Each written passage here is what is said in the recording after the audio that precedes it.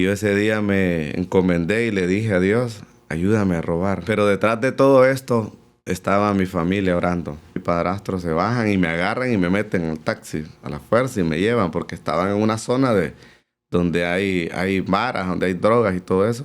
Yo podía ver a mis abuelas, mi mamá llorando, sacarse el corazón. No sentía amor. Y un día llego, supuestamente, para entrar a mi casa y ya no había nada. Y encontré la ropa afuera y me dijo, te la llevas porque aquí ya no volvés. Y empieza a hablarme el Señor y me dice, desde que eras un niño, me dice, yo te ungí. Me dice, no te preocupes por cómo eras antes, porque ahora serás mejor que antes. Solo Jesucristo, siendo el centro de la familia, puede darle un giro a tu matrimonio.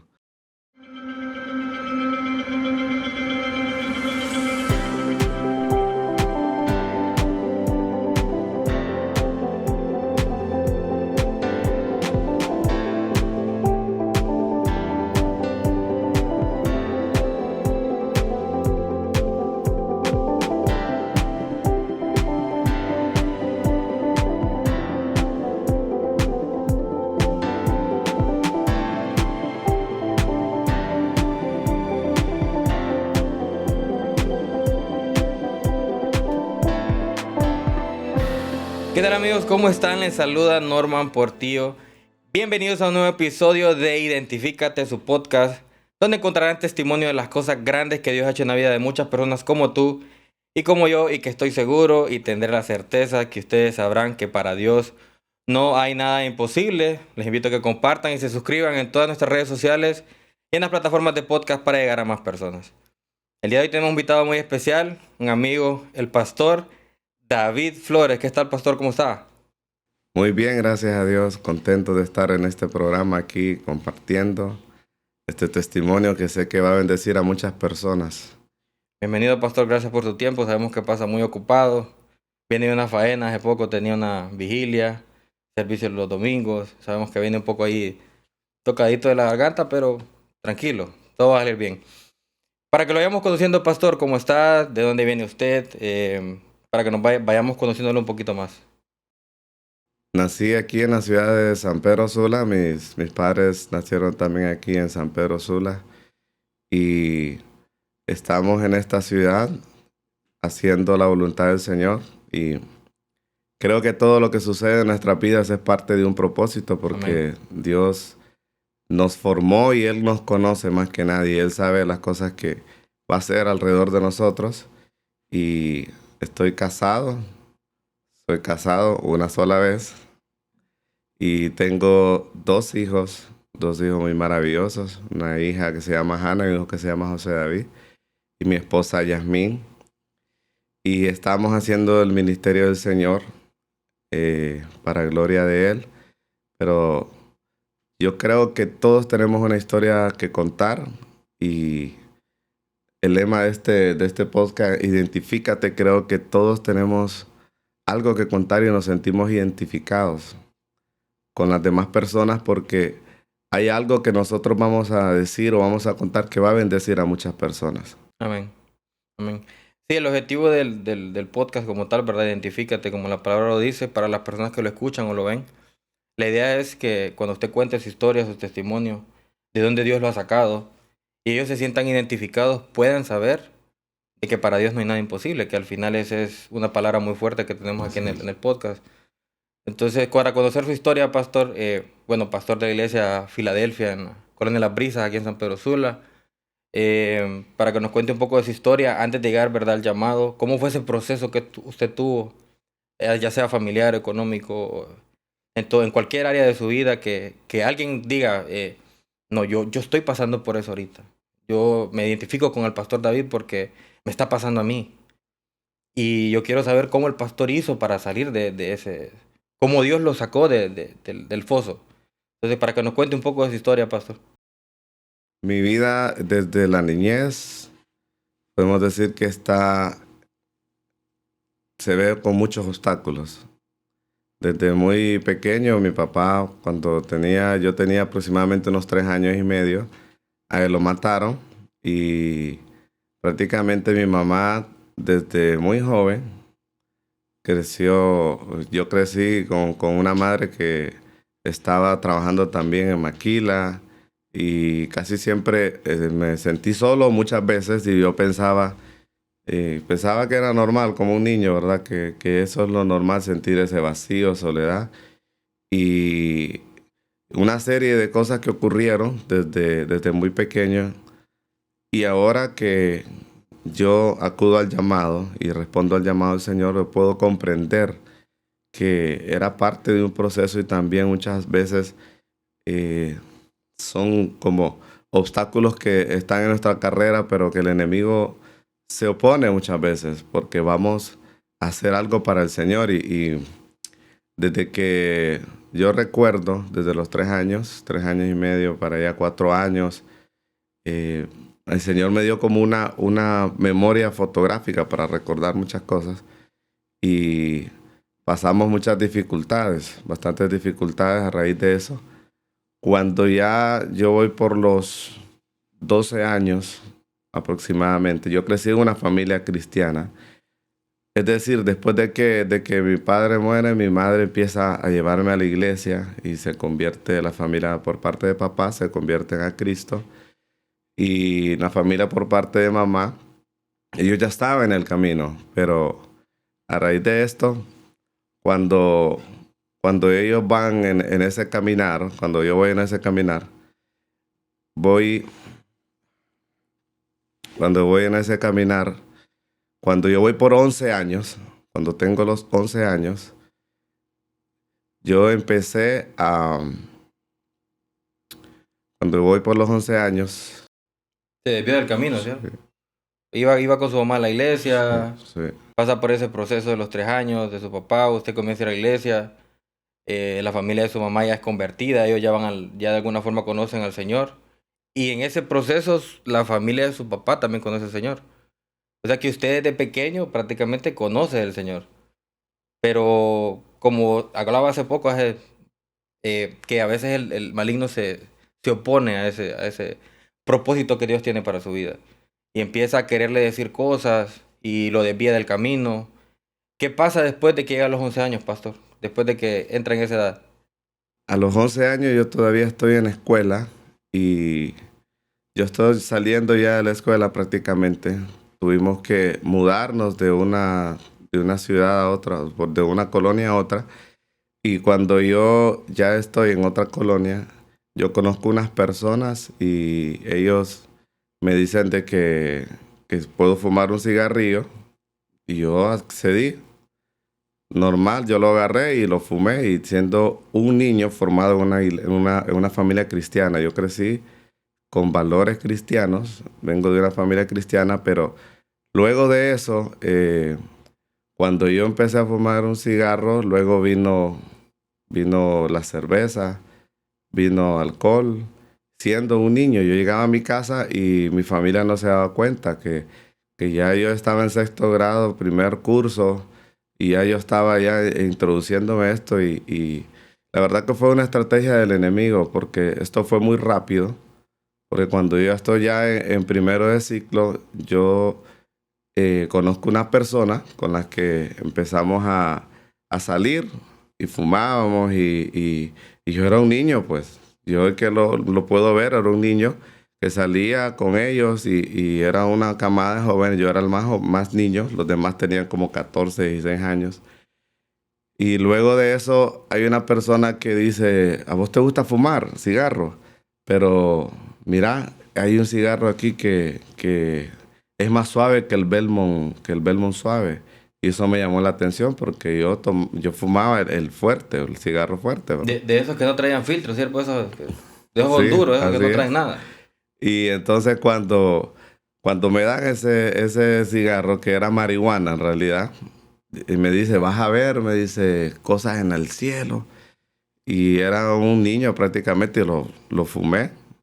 Y en verdad que trastornó mi cerebro, pues yo sentí que todo iba más lento y me tuvieron que dar fresco y todo porque ellos vieron de que como que me había, o sea, yo lo agarré como que era un cigarro y lo fumé hasta que lo terminé. Y luego me acuerdo llegar a la casa y entrar y mi familia no se dio cuenta, yo entré a la casa, porque era un niño bien portado, según mi familia. Pero yo llegué, entré y me acosté y dormí. Pero ya desde eso algo ocurrió en mí, porque yo ya no era el mismo. Yo, tras que amanecí, yo fui al lugar donde sabía que me habían dado eso y encontré a una persona que estaba fumando, pero ya no marihuana, sino que estaba fumando piedra. Dios. Y él viene y me dice, ¿querés? Vení, me dice, ¿querés? Entonces me da piedra en una lata, la estaba fumando y él me da y yo vengo y consumo de esa piedra. Y eso fue para un niño que no tiene identidad, que no sabe para dónde va y que está en desarrollo de sus facultades, de su cerebro y todo. Creo que eso es algo que marcó mi vida para mal, porque yo empecé yo cuando fumé eso, yo sentí como que había descubierto un mundo bonito, según yo. Claro. Y lo que estaba haciendo el enemigo era que estaba planeando algo para mi ruina. Y yo empecé desde ahí, fue como que algo entró en mí y yo cambié totalmente. Ya no era aquel niño bien portado, mi corazón se endureció y empecé a estar con esta persona a tal grado que le pedía dinero a veces a mi mamá, que trabajaba en una maquila, y yo le decía a mamá que ocupaba dinero para alguna tarea, algo así, pero yo ya dejé de ir al colegio. Yo ya no iba al colegio, sino que me iba para ahí. Y eso ocurrió muy rápido. Todo fue muy rápido para que ellos se dieron cuenta. Cuando ellos se vinieron a dar cuenta, yo ya me había salido del colegio, ya estaba prácticamente adicto a la piedra, ya la marihuana ya ni me gustaba, ya sino que entré de lleno en esa droga porque comprendo que el enemigo quería destruirme, quería hacer algo en contra de mí para matarme prácticamente. ¿Ya se habían gestado los vicios en esa edad, a esa corta edad, a los 11 años, me imagino a los 15 años por ahí? Durante estuvo en primaria, ¿verdad? Y para muchas personas que, bueno, yo la verdad que no he consumido, nunca he probado.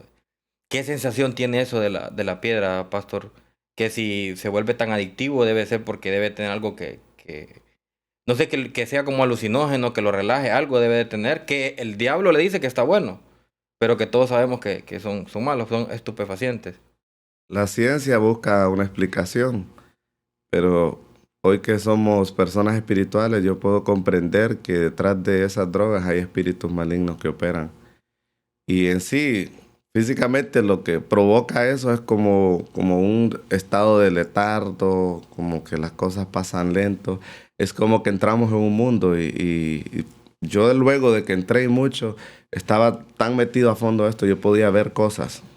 Yo cuando estaba bien drogado, yo podía ver personas grandes, podía ver muchas cosas y eso es como que la vida se detiene en ese momento, como que no me importa lo que esté pasando alrededor, tu mundo se convierte en el mundo de la droga.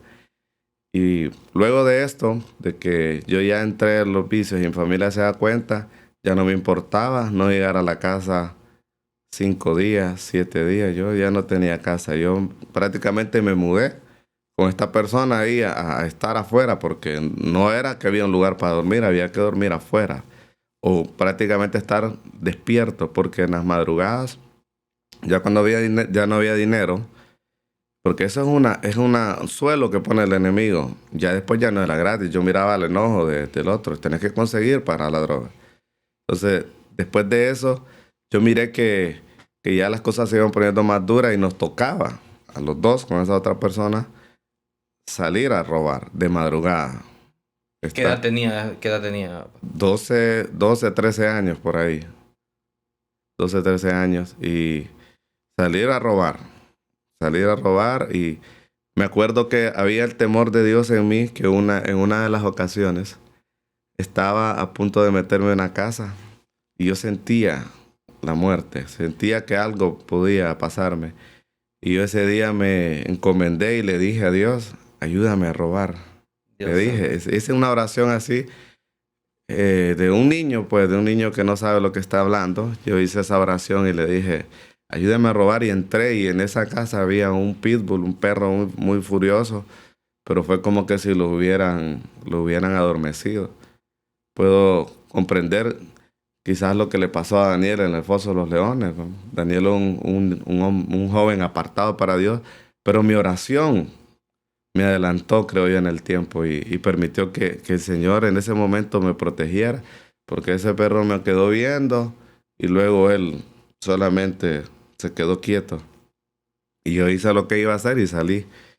Y varias veces estuve al borde de la muerte porque en la colonia esa donde vivíamos, en Fecitrán, se había corrido un rumor de que andaban robando y vi muchas veces personas que andaban buscando como para matar. Entonces era como una persecución, era correr. Una vez, en una ocasión, en una mañana, el papá de este muchacho que llamó a la policía porque ya no nos aguantaba, ya había mucha queja de que andábamos robando, que se perdían cosas, que todo lo que se estaba haciendo en ese sector.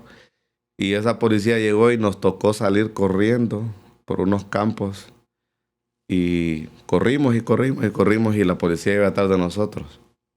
Pero corrimos tan rápido que no nos pudieron encontrar, no nos pudieron agarrar. Y hoy entiendo que el Señor nos estaba guardando. En cierta ocasión, recuerdo que andaba robando y entré a una casa y ya había aprendido mañas para quebrar los vidrios de los carros y abrirlos y entrar. Y yo entré y la persona, cuando yo ya estoy adentro, que digo, El ok, radio, ok, no, voy a agarrar. No, radios no, no eran roban radios, objetos que hubieran algo práctico para... laptops, cualquier cosa. Cuando estoy ahí en el vehículo, alguien grita una mala palabra y ese hombre era un guardaespaldas. Y él grita y dice, ajá, y dice una frase después. Entonces, cuando él dice eso, yo reacciono rápidamente y escucho los disparos, que él está disparando, pero yo salgo del carro y salto y corro por un callejón a toda velocidad, porque estaba súper delgado, Sí. era un muchacho muy delgado y tenía gran agilidad y salí corriendo y sé que Dios me guardó. Andaba 2 camisas en la mochila, cambié de camisa y seguí corriendo, salí corriendo y hasta donde pude. Y no me pudo alcanzar, pero yo sé que fue Dios que me libró de la muerte. Estuve a punto muchas veces, porque estaba jugando un juego, estaba yendo por una vida sin rumbo, estaba en una carrera que me conducía a la muerte. Pero detrás de todo esto estaba mi familia orando, clamando por mí en las madrugadas. Llegué al punto de que llegaba a la casa, pero no porque quería llegar, sino porque llegaba a la casa para poder por medio de la casa asaltarme otras casas y robar, porque ya no había más que robar. Mi familia después se mudó de la colonia. A raíz de todo esto, ellos se mudan de la colonia, se van a otra colonia cercana, y yo llegaba, pero de madrugada, muchas veces a robar y escuchaba a mi abuela clamando. Yo los escuchaba a mis abuelos orando, ellos estaban de rodillas orando por mí.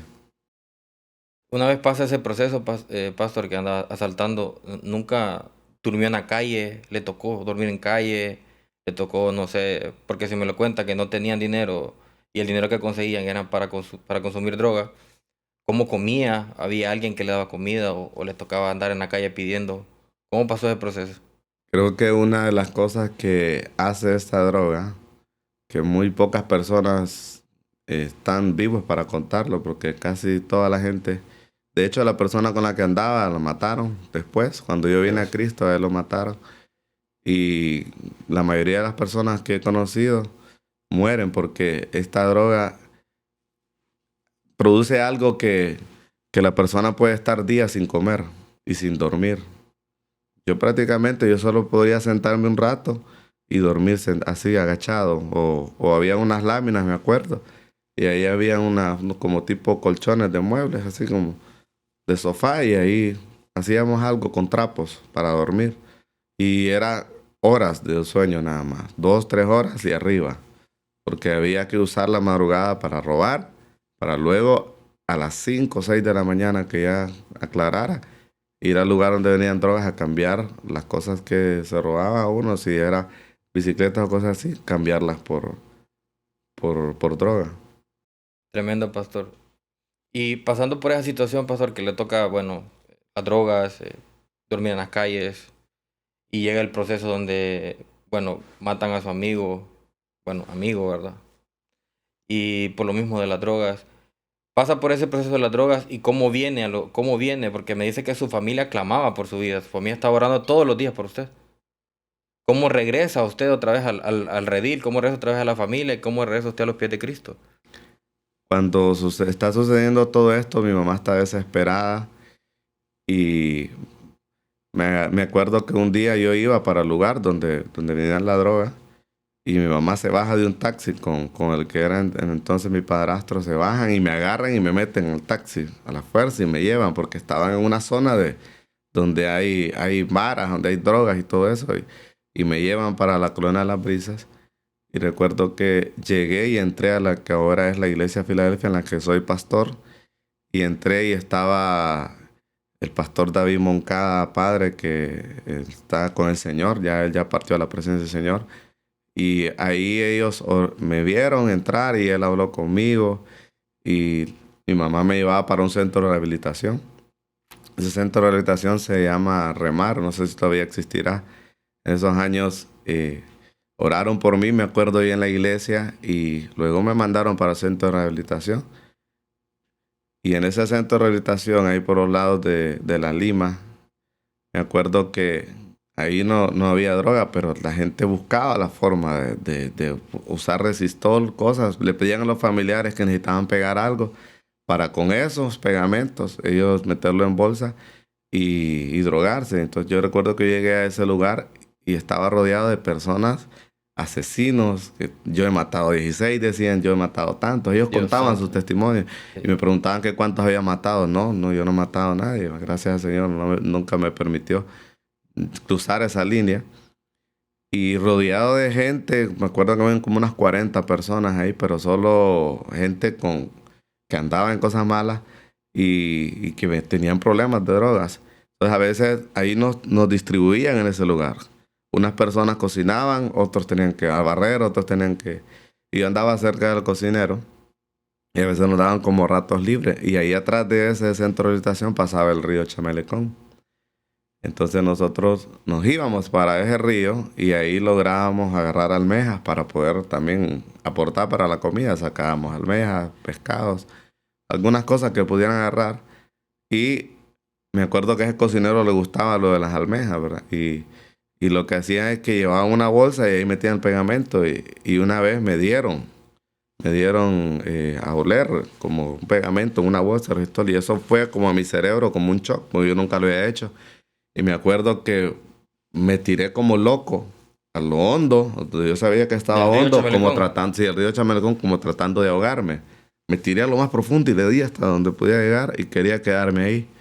Pero luego salí y me dije, ¿qué te pasa? Porque ellos solo se reían, me dije, ¿qué te pasa? ¿Qué es lo que era? Te dio. Pero luego de eso, de estar en ese centro de rehabilitación, yo me escapo del lugar con unas personas que iban para Estados Unidos, iban a ir mojados. Yo me escapo y volví otra vez nuevamente al mismo lugar, a las calles y todo eso. Pero mi familia ya estaba en esta iglesia, en la Filadelfia. Mi familia ya estaba ahí. Y luego de que yo vuelvo, la condición viene a ser peor. Pero un día mi mamá me dice, vas a vivir conmigo ahí en Las Brisas. Ella ya se había mudado a vivir a Las Brisas. Y me empieza a llevar a la iglesia. Y ahí es donde yo tengo, prácticamente acepto a Jesús un día. No fue algo, no voy a decir que fue algo que vi una luz o algo que me impactó. Simplemente hice una oración como la que cualquier otra persona puede decir, Jesucristo, te acepto en mi corazón. Y yo sé que algo ocurrió a partir de ese momento, porque yo hice la oración y luego de eso me acuerdo que entré en proceso para bautizarme y me bauticé. Pastor, pero no se sintió obligado cuando dijo la oración. Lo hizo porque usted quería. Yo pasé como un joven, pasé al frente y yo dije, voy a aceptar a Jesús. Pero no porque sintió la gran necesidad por dentro, sino que voy a ir, dijo usted, para probar de qué se trata esto. Creo que todas las oraciones unidas de toda mi familia, de Tiene un todas las efecto. personas, hermanos que estaban orando, que ayudaban a mi mamá a orar, a mi familia, a mis abuelas, guerreras de Dios, que las bendigo mucho. Creo que todo eso era la suma de lo que me llevó a pasar al frente y aceptar a Jesús y luego de eso tomar la decisión de bautizarme. Yo recuerdo que ya me iba a bautizar y yo siempre fumaba cigarros. Así me iba a la parte donde nadie me viera y me fumaba un cigarro. Pero los otros vicios ya los había dejado. Ya los otros vicios ya no Solamente se ha quedado estaban, con el cigarro. ya no, ya había dejado todos esos vicios. Solo me había quedado con eso del cigarro, porque estaba Claro.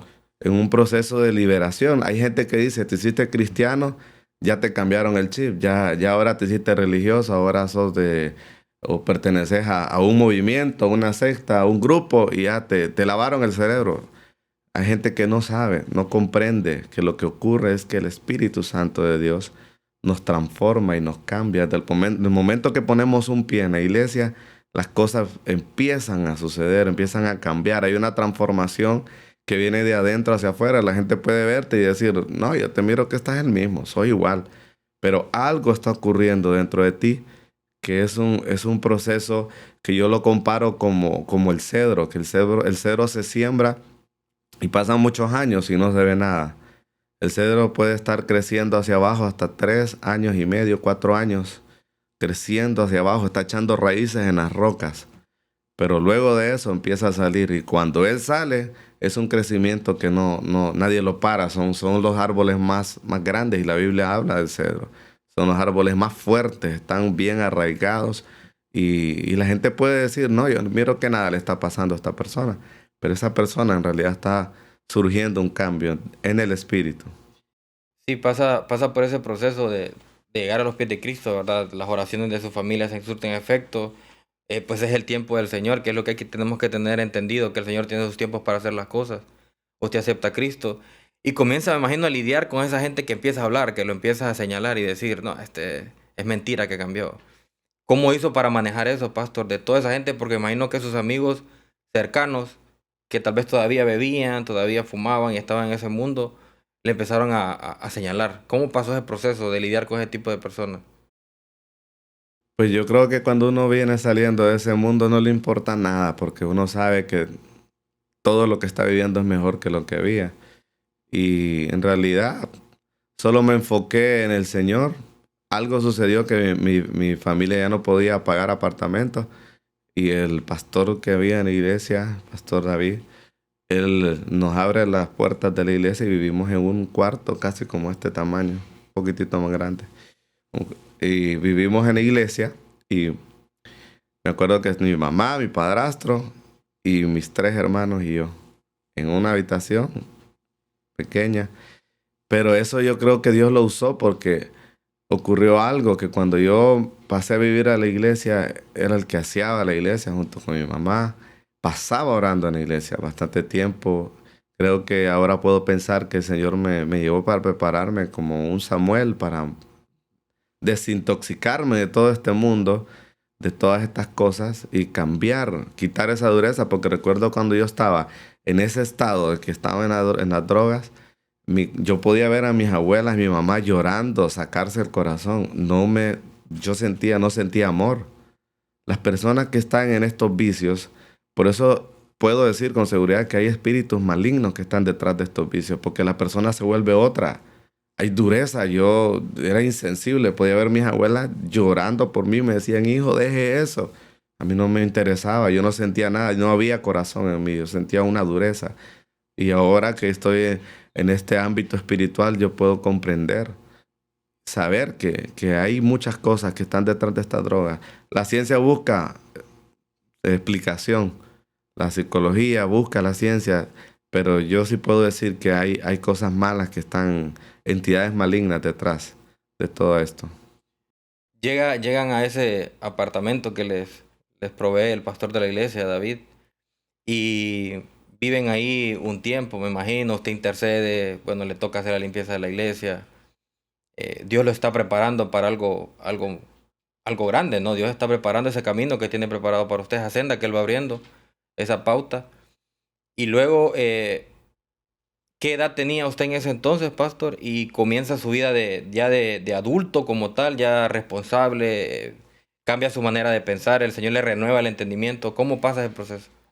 Vivimos, prácticamente vivimos ahí en la iglesia como unos 3 años Y ya cuando yo tenía ya como unos 16, fui líder de grupo de crecimiento, predicaba en el grupo, pasaba en ayuno, ayunaba el lunes. Como un joven quería descubrir tantas cosas, ayunaba el lunes, ayunaba, podía ayunar miércoles, domingo y podía ayunar hacer hasta 4 días de ayuno a la semana. O 3 días, depende, porque ocurrió en mí una hambre por la presencia del Señor y podía ver muchas manifestaciones espirituales como un joven. Y pues luego de eso, que estaba en la iglesia, empecé a tocar en la alabanza, empecé a aprender a tocar batería. Fue algo tan maravilloso que el Espíritu Santo alumbró, quiero decir, mi mente, pues mi espíritu, porque pude aprender rápidamente y después fui con el piano, con el bajo, me metí en una escuela de música que estaba ahí en el mismo sector y estaba en la alabanza adorando al Señor de una forma tan maravillosa, pero ocurre algo, en medio de todo esto ocurre algo que yo vengo y voy contra la voluntad de Dios y tuve una novia y luego el enemigo usa esto porque yo voy contra la voluntad de Dios. Y esto lo doy como consejo a los jóvenes. Ellos tienen que buscar la voluntad del Señor. Si no tienen edad, ¿para qué tener novia?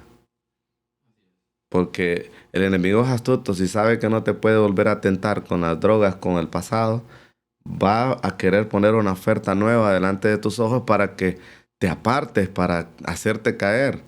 Y luego de eso, yo caí en pecado. A los 16 años. Como unos 16, 17. 16, 17 años, creo que por ahí más o menos ya yo caí en pecado y esto en mí, pues, hay un bajón dentro de mí. Ya no hay ese deseo, pues, por buscar la presencia, ese deseo de la santidad, lo pierdes. Y salgo de la iglesia.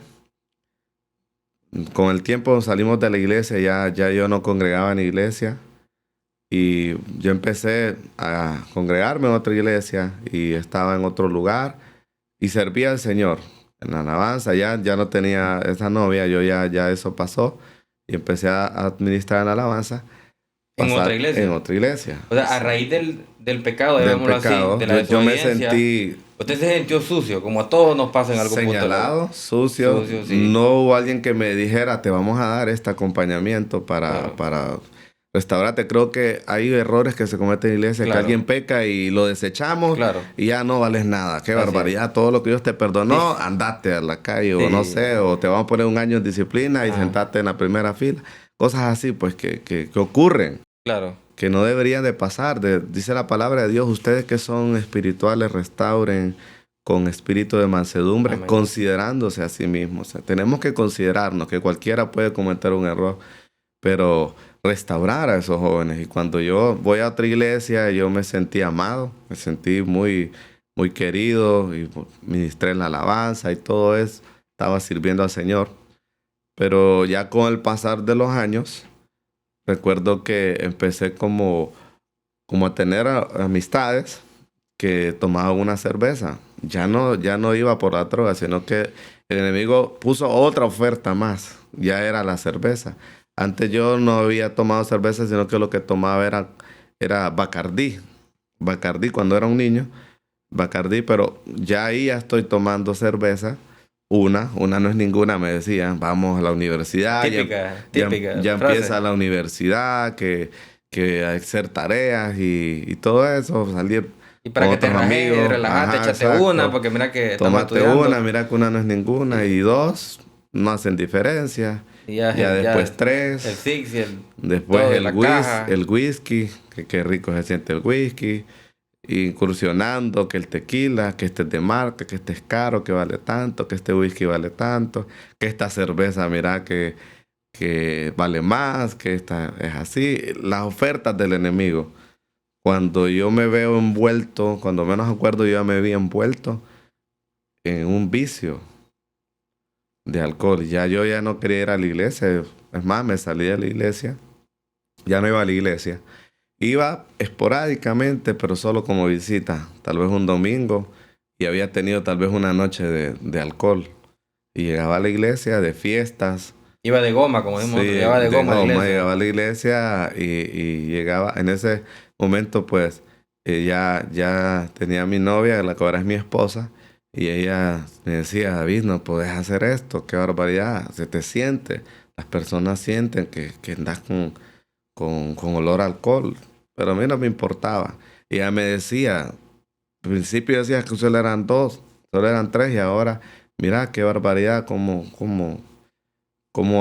estás en ese estado. Y yo no me daba cuenta, uno no comprende que va cada día cavando un hoyo, hundiéndose más y más en el pecado, y el enemigo te da muchas ofertas en ese caminar. El enemigo es astuto y sabe cómo te va a atar, sabe que si te tiene atado, tú no vas a ir al proceso, no vamos a poder caminar ese proceso, porque estamos yendo en la dirección contraria a la que Dios nos quiere llevar. Sí, tremendo. Pasa en ese proceso de la vida, ¿verdad? Como sube y baja, porque sube, baja, sube, baja. Pasa por el proceso de servir en la iglesia, luego viene el tema del pecado, ¿verdad? Con Ujú, la muchacha que fue su novia, va en contra de la voluntad de Dios, se mueve de iglesia.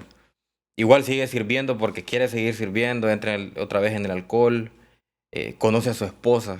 Siempre hay alguien, ¿verdad?, que le pone Dios a uno para que le diga, y aunque uno a veces cree que esa vida es bonita y uno pues cree que está en lo correcto, ¿no? Y no le hace caso a la gente. Uno dice, no, es que yo quiero ir tomando y ya estuvo. Y vos no sabes lo que estás diciendo. Y cómo hace con su esposa, una vez la conoce, bueno, obviamente se casan, ¿verdad? Sé que se casan. ¿Cómo pasa ese proceso antes del matrimonio? En realidad, no nos casamos, seguíamos de novios y un día pues tomamos la decisión de, como dice la gente, vamos a vivir juntos, vamos, aquí hay un apartamento y vamos juntos, sin casarnos, bro. Y yo empecé, ella cuenta que en ese momento ella empezó a conocerme en realidad quién era yo, porque ya al vivir juntos, ya ella vio el problema que yo tenía con el alcohol, porque mientras éramos novios, yo podía pasar 3 días sin verla y yo sin llegar a mi casa y todo estaba bien, porque si yo tomaba mucho, lo que hacía que dormir en otra casa, para que mi familia no sintiera que yo andaba tomando. Claro. Y yo creía que ocultaba eso, pero en realidad después todos sabían que yo estaba en esa bebida, en el mundo de la bebida. Ya no habían drogas, ya no había robo, ya no había nada de eso. Era como una forma de divertirse. Como actualmente vamos a ver muchos jóvenes hoy, muchas personas que andan en esa vida, que ellos llevan una vida normal y el alcohol se ha hecho parte de su vida y es normal. Y hacen sus grupos, hacen sus asociaciones y dicen, yo me llevo con este porque este es otro rollo para tomar. Este es de los míos, te dicen. Es Satanás agarrándote, abrazándote, diciéndote, hundiéndote. Este es de los míos, sos otro rollo. Me llega, vos te puedes tomar 20, 25. No te hace. Mi respeto para No te vos. hace Esos eso. halagos son los que te mantienen atado. Y cada vez conocía más gente así, en la universidad, donde trabajaba, en el rubro de los seguros, donde estaba trabajando. Yo ahí, donde llegara, yo era el amigo de los borrachos, por así decirlo, el amigo del que tomaba, del que más tomaba. Aunque no lo conociera y me caía mal tal vez antes, pero si tomás, sos mi amigo. Era requisito para ser su amigo en ese entonces, ¿sí? Que Sí. tomara. Y pasa ese proceso y, bueno, usted se va a vivir con la que ahora es su esposa. ¿Y qué Ella, pasa después? ella comenzó a ver que ya yo era una persona adicta al alcohol. Y ella me decía, tenés un problema y peleábamos mucho. Luego ella sale embarazada, de que ahora es mi primer hijo, José David. Ella sale embarazada y en el embarazo fue prácticamente un infierno, porque yo seguía peor, peor, peor, a llegar al punto de tomar los 7 días de la semana, no ver diferencia entre el domingo, sábado, lunes, martes, miércoles. No había día para Donde había beber. alcohol, vamos a tomar. Los que me conocen saben que solo era llamarme y darme una y yo me perdía. Siervo, y ese tiempo que entró en el alcohol otra vez, no estaba yendo a la iglesia, ya no se congregaba, Ya ya no, se había separado ya completamente no, de ya ustedes. yo tal vez iba una vez allá cada 3 meses, pero solo porque mi alma quería ser libre y yo sabía que conocía un camino verdadero. Yo sabía cuál era la verdad, que eso era un espejismo, que todas las amistades que tenía, que todo lo que estaba pasando, eso era un castillo de cristal que el enemigo había montado alrededor de mí para mantenerme alejado del propósito. Yo lo sabía muy bien. Y cuando andas en ese estado, no te importa lo que diga la gente. Y ahora que estamos en Cristo, muchas veces hay gente que tiene miedo de expresar la verdad de Cristo. Pero cuando estás en el mundo, a nadie le importa. Las personas hacen lo que quieran hacer y no les importa la vida, porque ese estado que te mantiene atado hace que seas una persona sin sentimientos, sin corazón, sin conciencia. Pero siempre, después de que la persona ha tomado, como quien dice, en la mañana, viene aquel estado de depresión, viene el enemigo a acusarte, te sientes solo, te sientes triste. Yo lloraba muchas veces solo, sin que nadie me viera. Yo ya no era el alma de la fiesta, que me reía, que era el que jalaba a los demás. Vamos a jugar FIFA, pero FIFA era un enganche, era Para ir a beber. traigan todas las cervezas, mezclar lo que sea, cualquier tipo de marca de cerveza, de todos los tamaños. Y experimentando, que echémosle hielo, que no, que así, que... ese era el pretexto, jugar, para luego estar tomando. Entonces ya hay como que no importa, la vida no le importa a la persona que está así, y ese era yo, no me importaba lo que hacía.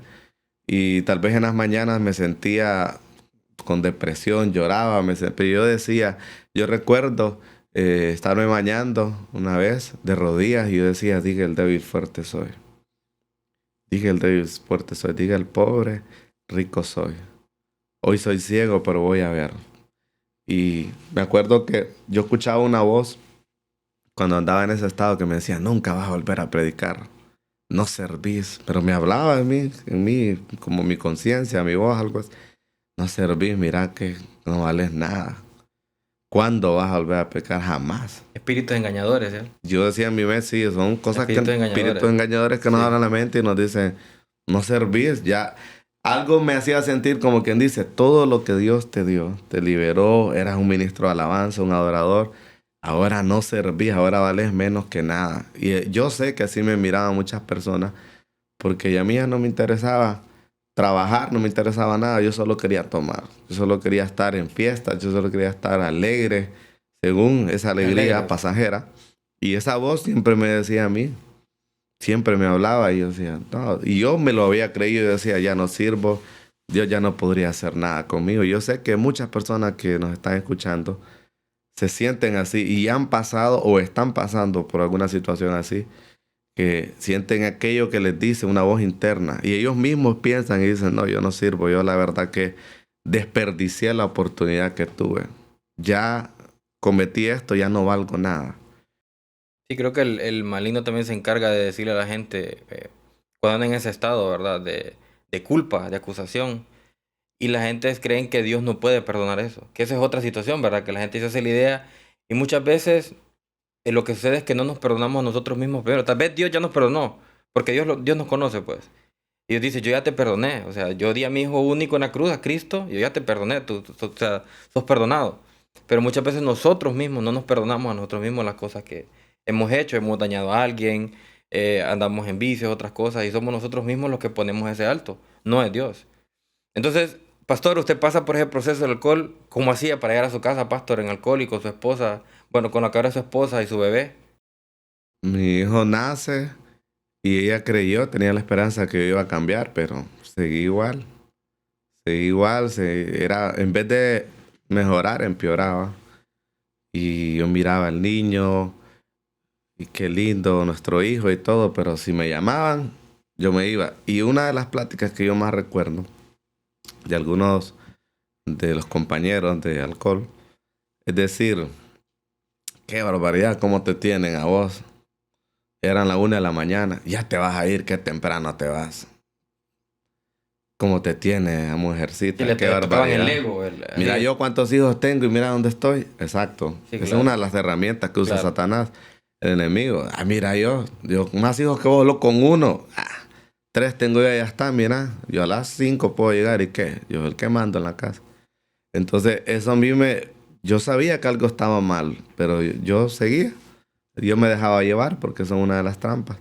Y de todo lo que sucedió, me acuerdo que mi esposa en ese momento no nos habíamos casado, pero vivíamos juntos y ella vino y cambió todas las cerraduras de la casa. Ella cambia los candados. Y un día llego, supuestamente, para entrar a mi casa y ya no había nada. Y encontré la ropa afuera y me dijo, te la llevas porque aquí ya no volvés. Ya se terminó. Sí, ya no volvés. Ya el niño tenía ya unos meses de edad, unos 4 meses. Y me dice, aquí no volvés. Pues yo agarré mi ropa y me fui y dije, bueno, ya no me querés aquí, me voy y sigo. Y anduve así durmiendo. Alguien te va a aguantar 3 días. Te va a aguantar 2 días, pero no te va a tener un mes en su casa. Mucho menos a alguien que tiene problemas con alcohol. ¿Y esos amigos de alcohol desaparecieron? Aunque digan que son amigos, Sí, es mentira. Entonces anduve en esos días, anduve durmiendo en varios lugares, o sea, en varios de los amigos, varias casas donde me daban 3 días y dormía. Y recuerdo que hasta un día me tocó pagar hotel porque no había donde dormir.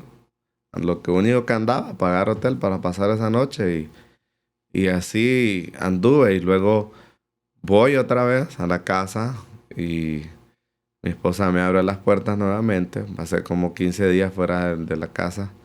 Me abre las puertas y me dice, bueno, te voy a dar una oportunidad porque por el niño, ¿verdad? Cuando él me miraba, él se me tiraba. Yo lloraba por él. Yo iba todos los días a verlo. A pesar de que anduviera afuera, yo iba a ver al niño. Y yo me sentía como adolorido en mi corazón, pero a la vez no dejaba de tomar. Yo quería seguir tomando. Entonces yo vuelvo a entrar a la casa, le bajo un poquito al ritmo como para que las aguas se calmen, pero luego había un mal en mí. Vuelvo otra vez a tomar. Sigo con aquella vida, sigo tomando, sigo saliendo. Ella ya me había dicho varias cosas, ya me había dicho que iba a buscar un abogado para que le diera a ella la patria potestad y que me alejara pues totalmente porque ya prácticamente pues estaba destruido. Era pleitos todas las veces que nosotros hablábamos era para discutir, para insultarnos con las palabras más fuertes que hubieran, las más hirientes. No nos importaba. Era una lucha, una guerra tan horrible. Ya no era un hogar, no era una casa, era un infierno prácticamente el que yo vivía porque yo llegaba 2, 3 de la mañana muchas veces y si yo encontraba la puerta cerrada y con llave, yo forzaba la ventana para entrar. Yo buscaba la forma de entrar o a veces me quedaba en el porche así, debajo de una galera, durmiendo en el piso.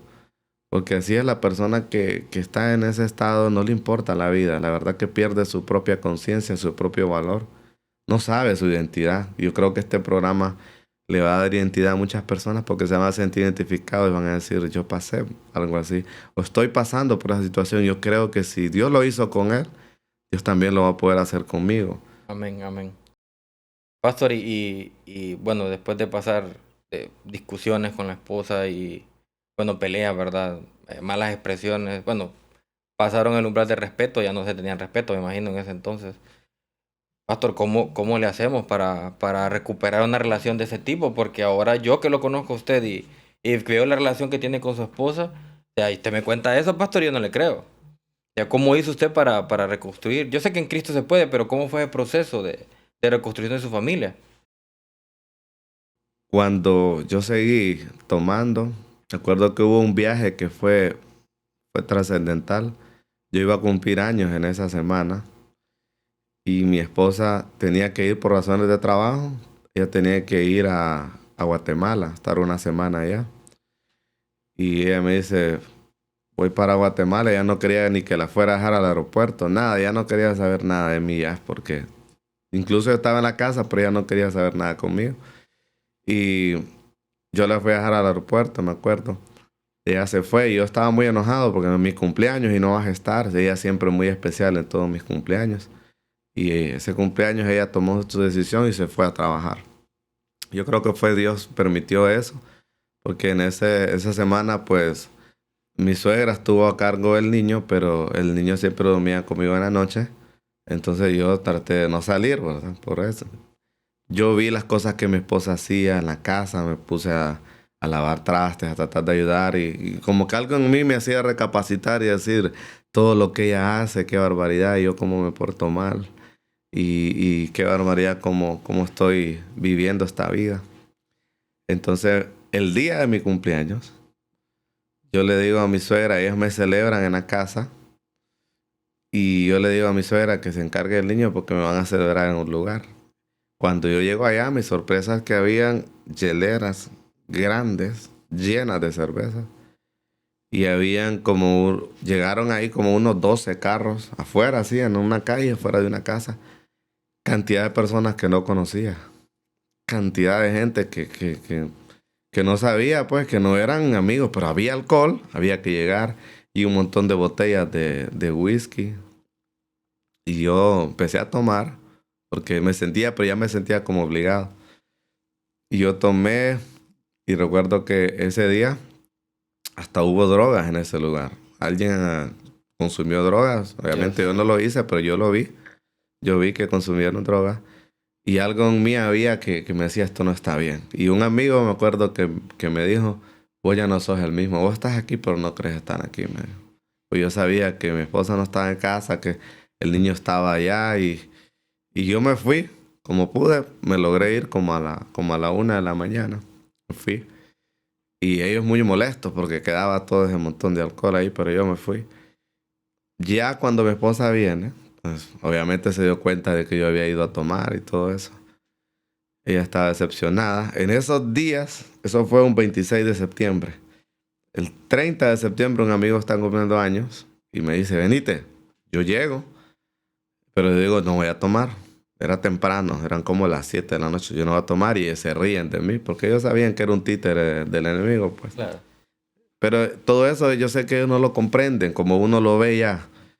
Yo era un títere y tomo una cerveza y me acuerdo que estoy con un amigo que ahora predicamos la palabra, con Axel. Estoy sentado en esa mesa, me dice él, solo una, démosle pues. No, los dos no queríamos tomar porque ambos teníamos problemas, pues, y yo me tomo esa cerveza y luego no pude parar, seguí tomando. Ya como a eso de la 1 de la mañana, me dice Axel, me voy. Y él se fue para otro lugar a seguir tomando, pero yo me fui para la casa. Me escapé, salí corriendo, porque ellos iban a ir a otro lugar a traer más alcohol y a seguir tomando. Yo me escapé y me llamaron, hey, ¿dónde te fuiste? No, ya me vine para la casa, yo no quiero seguir. Y ese día hallé todo cerrado y tuve que forzar una puerta de vidrio, una ventana de vidrio. No sé cómo. Yo creo que una fuerza divina me ayudó a abrirla porque logré entrar y dormí ahí en el piso. Y luego mi esposa se levanta en la mañana y tuvimos un pleito muy fuerte, algo muy horrible. Y ella me dice, bueno, me dice, con gran seguridad, hasta este día vivís aquí. Yo voy para una iglesia, iba para otra iglesia. Cuando yo venga, si yo hallo la ropa, yo te la voy a quemar. Voy a llamar a la policía y te voy a sacar de aquí. Yo ya no quiero verte, ya estoy harta, yo ya tomé mi decisión, ya no más. Entonces, voy a ir con vos a la iglesia. Le dije, no, yo no quiero saber nada de vos. Ya no había llaves de carros, no andaba ni un lempira en la bolsa. Y se fue.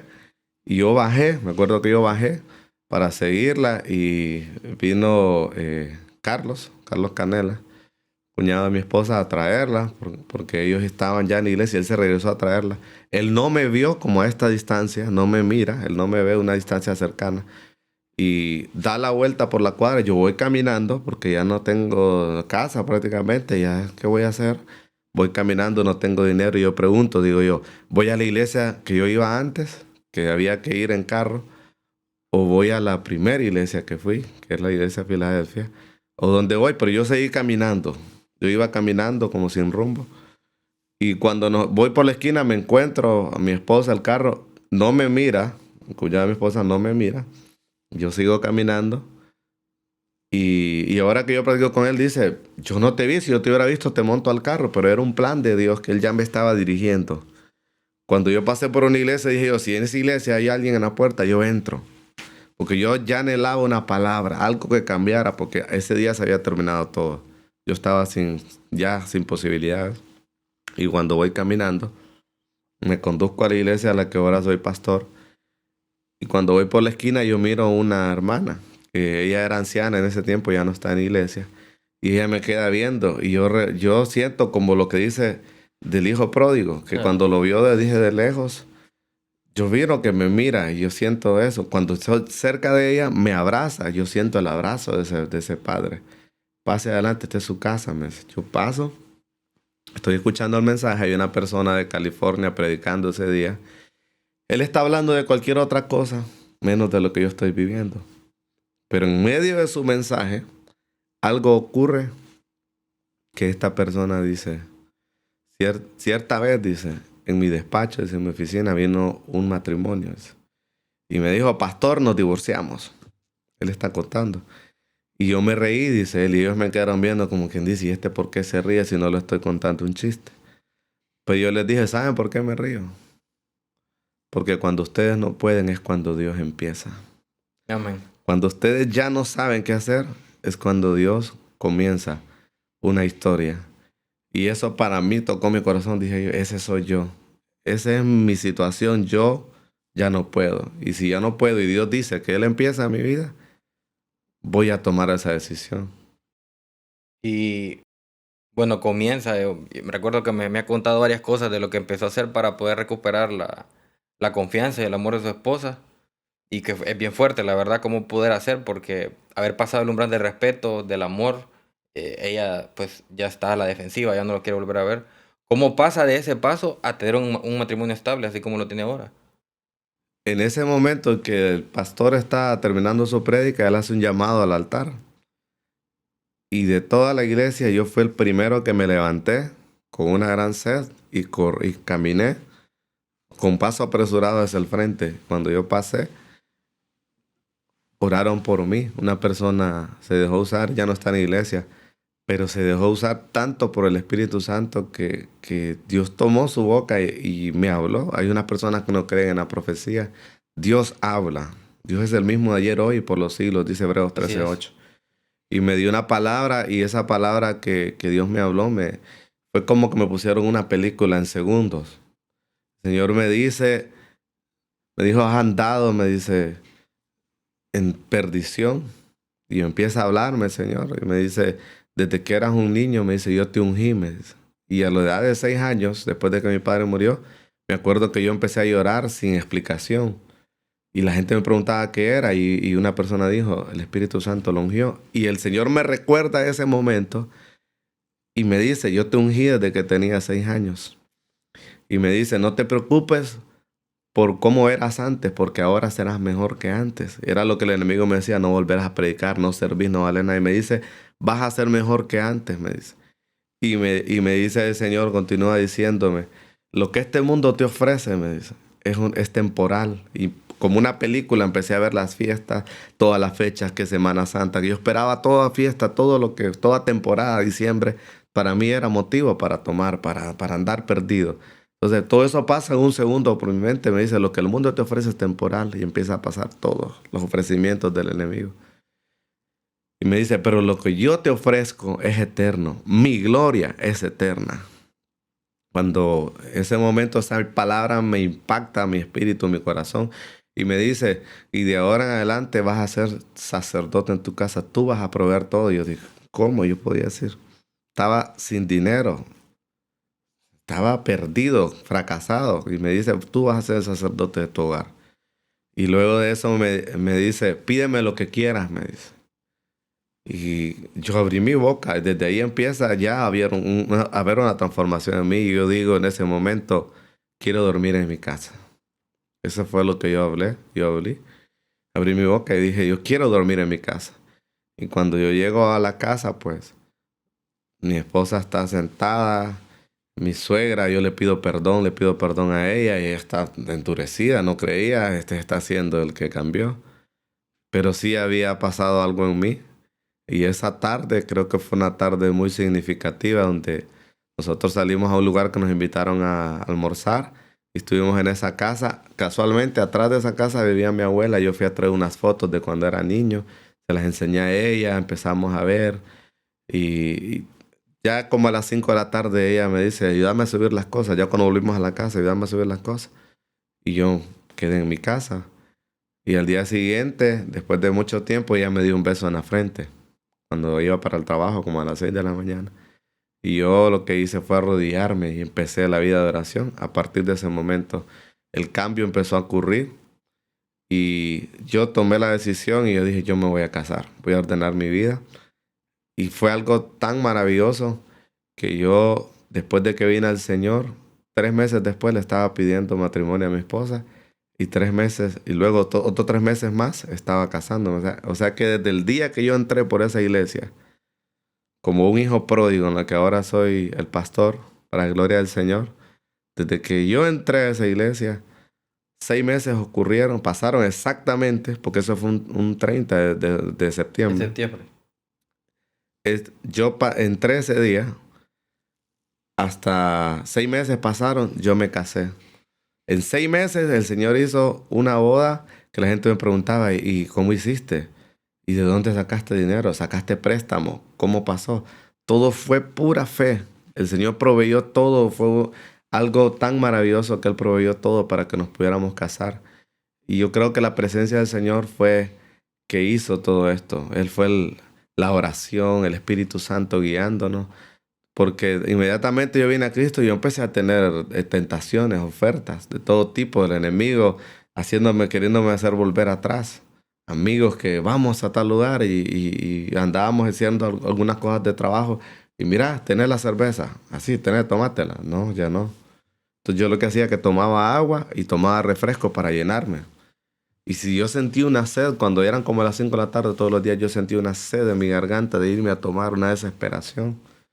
Yo sé que muchas personas se pueden sentir identificados y decir, a mí me ha pasado eso. Pero yo no corría a eso, yo corría a los pies de Jesús. Yo oraba, hacía una oración donde estuviera, Señor, ayúdame. Y tomaba agua, tomaba fresco para llenarme. Y bien dice la palabra, que nos sometamos a Dios, que resistamos al diablo y Él va a huir de nosotros. Amén, amén, pastor. Qué poderoso, pastor, qué tremendo el testimonio. Sé que tenemos para hablar mucho más. Hay otras cosas que vamos a hablar tal vez en otro episodio. Y, pastor, para ir cerrando y un mensaje que le quiera dar a esas personas. Bueno, quiero que dé 2 mensajes, la verdad. El primer mensaje relacionado a las drogas y al alcohol. Y el segundo a todos esos matrimonios, pastor, que están pasando por momentos difíciles, que sabemos de que la vida en el matrimonio para los que estamos casados, igual, ¿verdad? Hay ciertas cosas que se empiezan a conocer hasta que uno se casa de la pareja, lo que usted decía al inicio. Entonces quiero que cerremos con 2 mensajes. Mensajes para las personas que están pasando o que pasaron por ese proceso de drogas y alcohol. Y a esas personas que tienen un matrimonio y dicen, yo no debía haberme casado, no debía tener hijos, pero sabemos que Dios tiene un propósito. Y que la familia es la institución más sagrada que el Señor dejó en esta tierra. ¿Qué mensaje le podría dar, pastor, a esta gente que nos está escuchando? Puedo decirle a todos los muchachos, jóvenes, niños, porque el enemigo no respeta edades. Puede ser adulto, puede ser un niño. Va a tratar de destruir tu propósito en Dios, tu futuro. Yo puedo decirles, busquen una iglesia, busquen un lugar donde les prediquen la palabra de Dios. Si no puedes ir a una iglesia donde tú estés, puedes decirle, Señor Jesús, te necesito en mi corazón. Cambia mi vida. Si puedes hacer algo de mí, yo entrego lo que soy. Y esa oración tendrá un peso tan poderoso que hará de tu vida una vida nueva como Dios, como Jesús lo hizo conmigo, también lo hará contigo. Y ora al Espíritu Santo y dile, Espíritu Santo, quiero conocerte, quiero que seas mi guía. Decirle a los jóvenes que ese camino de las drogas, que ese camino del alcohol, que ese camino de las fiestas, no importa. El enemigo no respeta edades ni clases sociales. Puedes tener poco dinero, puedes ser un fracasado, puedes ser alguien millonario y puedes estar atado a las drogas, puedes estar atado al alcohol. Él no respeta edades, Él no respeta colores, no respeta familia. Él quiere destruir porque ese es su propósito. Pero la palabra de Dios dice que el enemigo vino a matar, hurtar y destruir. Pero Jesús dice, yo he venido para que tengan vida y la tengan en abundancia. Decirle a los matrimonios que están atravesando situaciones que solo Jesucristo, siendo el centro de la familia, puede darle un giro a tu matrimonio. Tienes que correr a los pies de Jesús y no esperes a que tu esposa cambie o tu esposo cambie para dar el paso. Uno de los dos tiene que tomar el paso. Debes de ser tomar esa iniciativa, de ser intencional para provocar ese cambio. Tienes que ir a ese lugar secreto y orar y decirle, te entrego mi matrimonio. Tienen que dejar a Jesucristo como el centro, porque dice la palabra de Dios que con cordón de 3 dobleces no se rompe fácilmente.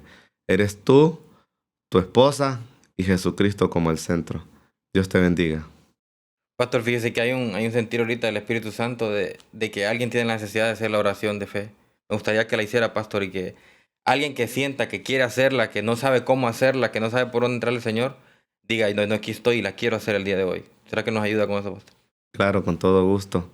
Puedes cerrar tus ojos ahí donde estés y decir, Señor Jesús, te necesito. Perdona todos mis pecados. Reconozco que sin ti soy nada.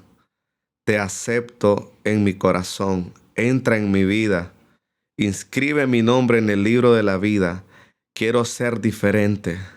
Ruego al Espíritu Santo a vivir en mí. Lo invito a morar en mí y ser mi guía en todo mi caminar, en cada paso que yo dé.